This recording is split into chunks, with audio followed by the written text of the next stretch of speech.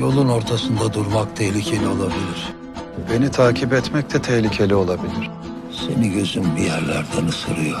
Tanışıyor muyuz? Bir bakalım.